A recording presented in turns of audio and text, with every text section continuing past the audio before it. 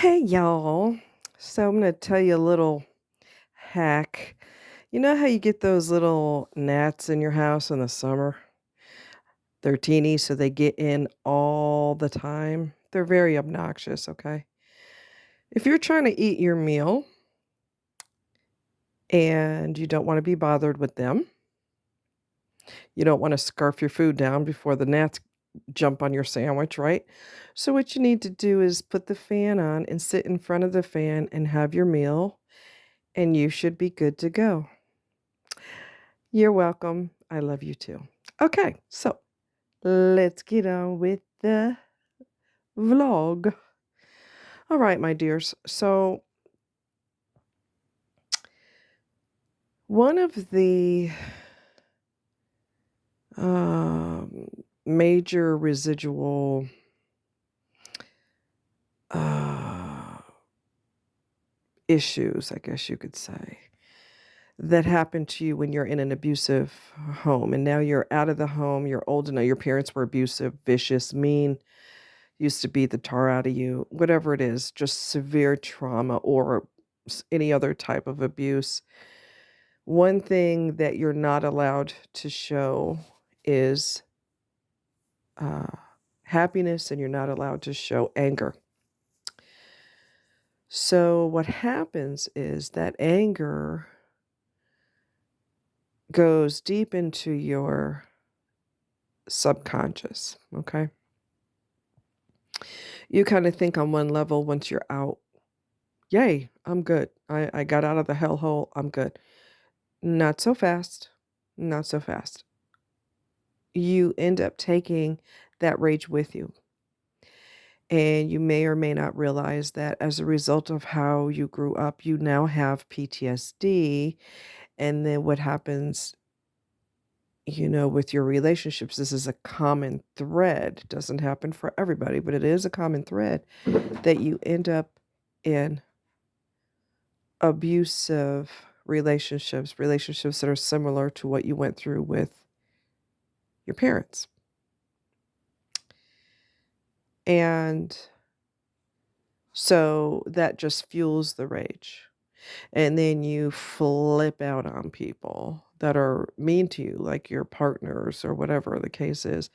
You flip out on them and they look at you like, oh my God, what is wrong with you? And it's like, you knew I was getting irritated, but you wouldn't stop. You just pushed and pushed and pushed and pushed. And then when I flip out, you look at me like nonverbals, you're a crazy bitch. No. But when somebody has a very rough background, even if the partner doesn't know the details, you should have enough sense to know I should not test this person. I know I'm a narcissist and I get off on testing people, but some people you don't want to test because when they bite back, it's a lot harder than what you thought it was going to be, meaning the abusive partner or the narcissistic partner or egotistical partner, whatever the hell is wrong with them. They keep pushing until you flip. And then what do? Jump in victim mode. Oh my God, I'm being attacked. People are so mean to me, and the world is such a scary place. Man up or woman up. If you aggravate the shit out of somebody, they're going to get you back, and they're going to be worse than what you were to them because you don't know somebody's background, and you should have enough sense as an adult. You know that you're off your damn rocker. You know something's wrong with you. You maybe don't know what it is if you have something wrong with you. Healthy people need not apply.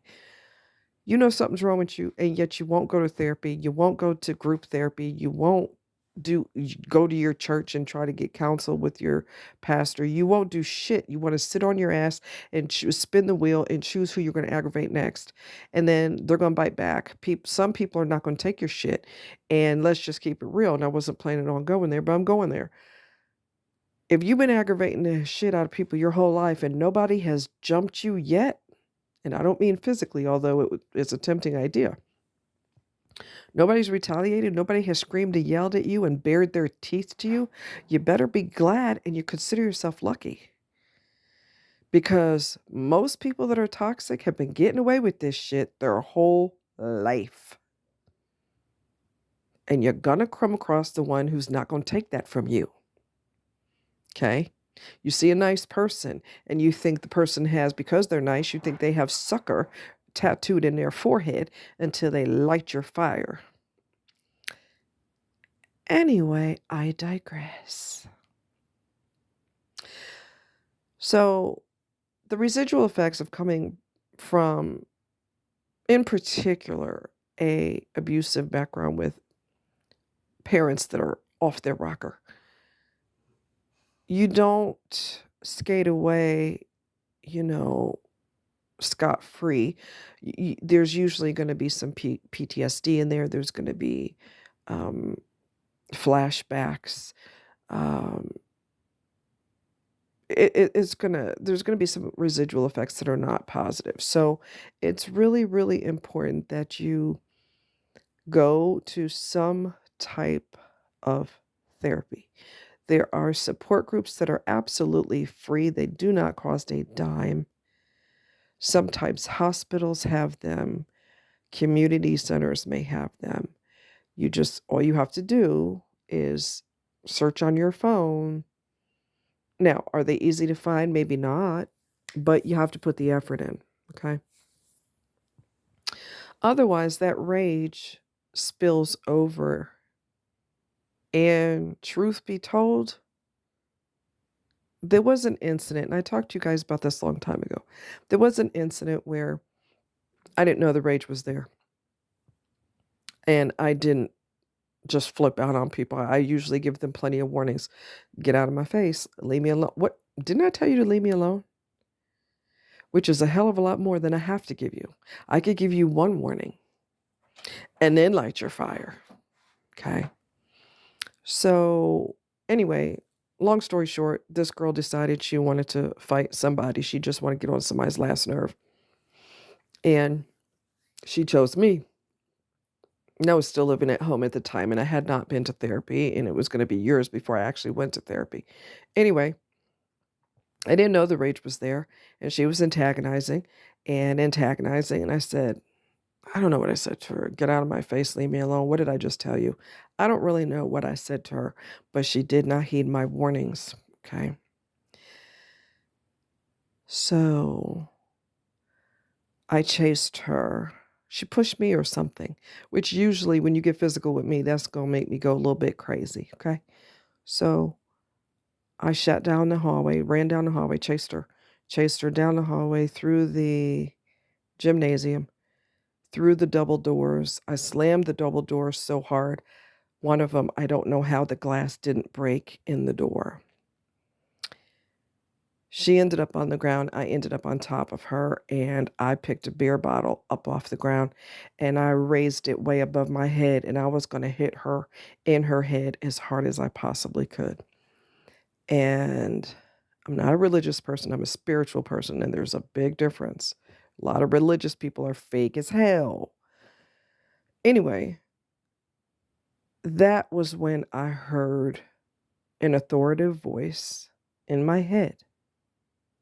I raised that beer bottle up in the air, and I heard one word. Don't.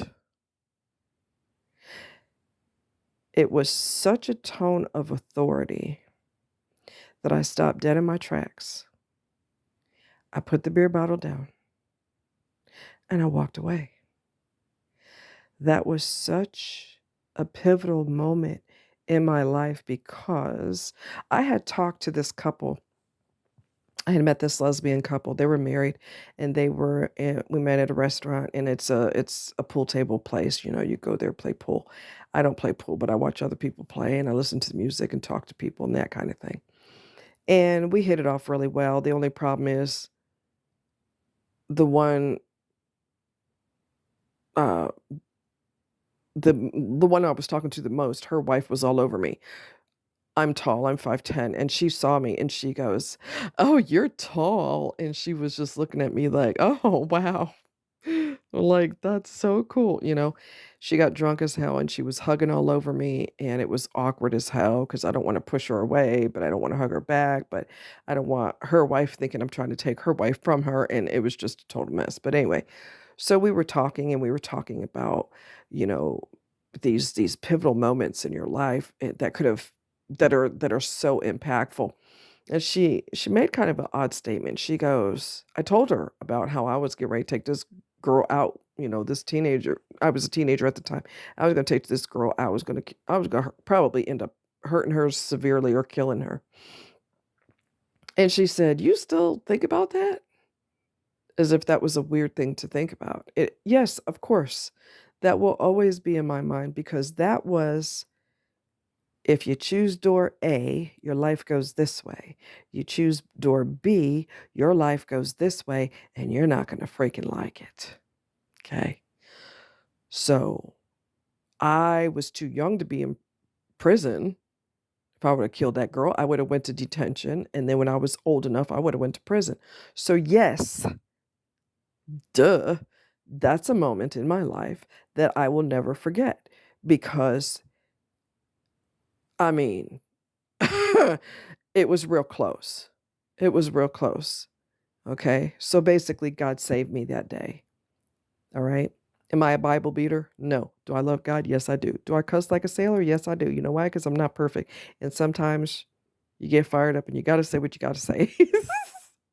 I don't smoke. I don't drink. I say bad words. Sue me. Anyway, we fast forward to years later, years and years and years, many years later, like I'm going to say probably 3 or 4 years ago or something. I don't really know. I'm ballparking it. My church at the time, we were going to do, supposedly, quotation marks, we were supposed to do a we're going to do a like a ministry at the prison, and I already knew what I was going to say. They do background checks on all of us, of course, right? And I already knew what I was going to tell them. I was going to say, I was really, the way my rage was going, because I grew up in an abusive home, the way my rage was building, because I had not been to therapy, I was really close to being where you are. There was a fine line between me being free and being locked up. There was a real fine line. So I already knew, and I was planning to tell them that, just because you're in this situation now does not mean you can't change your life for the better in the future. So I had it all planned out. Problem is my church wasn't serious. The group that was supposedly going to be part of this ministry wasn't serious about it because the very first day that I was supposed to go with them, they not only did not go, but they didn't call anybody to say, hey, we're not going to go this time, but be ready next week or whatever. There's some things that came up or whatever. Nobody told me nothing.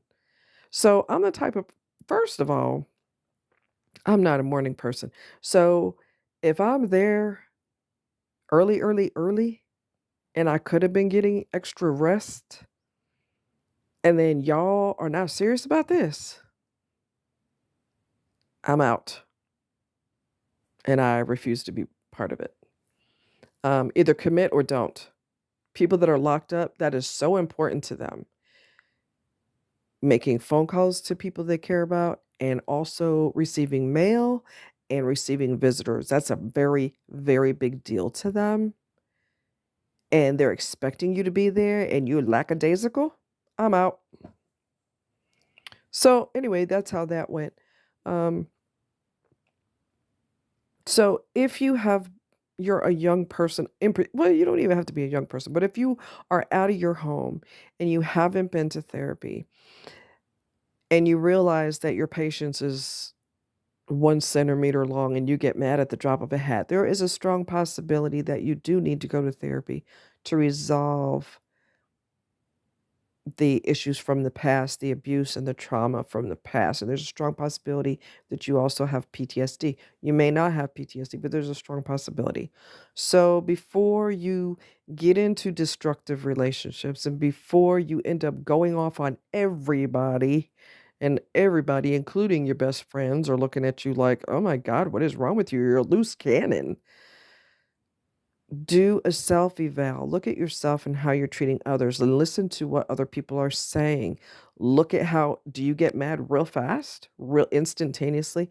There's a possibility that you're holding in a lot of psychological baggage that you will need to unload in therapy. There ain't a damn thing wrong with going to therapy. I have been multiple times. One of the therapists who was one of the very best, there were 3 that were phenomenal.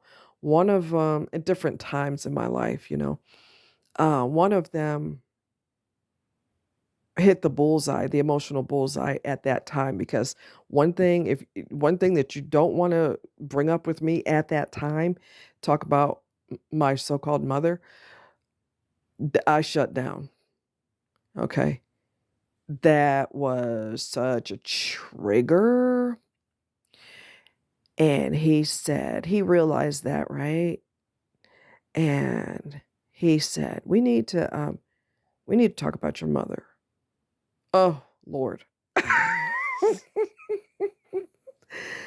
That's not a topic I wanna discuss, you know what I'm saying? Back then, I don't talk about her now either, but I damn sure didn't wanna talk about it in therapy, and I said, "I don't wanna talk about her." And I sat in a chair and I crossed my legs this way and then I crossed my legs that way and I'm twisting and turning in the chair. I can't be still because it's awkward as hell and it's triggering as hell. And I said, "Don't want to talk about it." He said, "All the more reason why we need to talk about her." He was one of the best and he was pretty ballsy because I could have went off on him. I didn't come here to talk about that bullshit, blah, blah. But he knows how to read you. He listens to everything you say. Puts 2 and 2 together, and he's like, "Okay. Mhm. Oh, yeah, I know what we need to address." And at first, I was irritated with him, but eventually, I realized that was the best thing that could happen to me, and little did I know I would never forget him for the rest of my life because he was so impactful and because he went to the emotional bullseye. Was it painful? Yes. Did I wanna go there? No. Was it awkward? Yes. But it's kind of like, you have to something is seriously wrong with you and you have to have this painful procedure in order to get better, you have to have this whatever it is. Um, you have to have a shot or you have to be numbed up and cut open or whatever has to happen to you. It's going to be very, very painful, but that's the only way you're going to get better. So it's kind of like surgery, you got to hurt like hell to get better.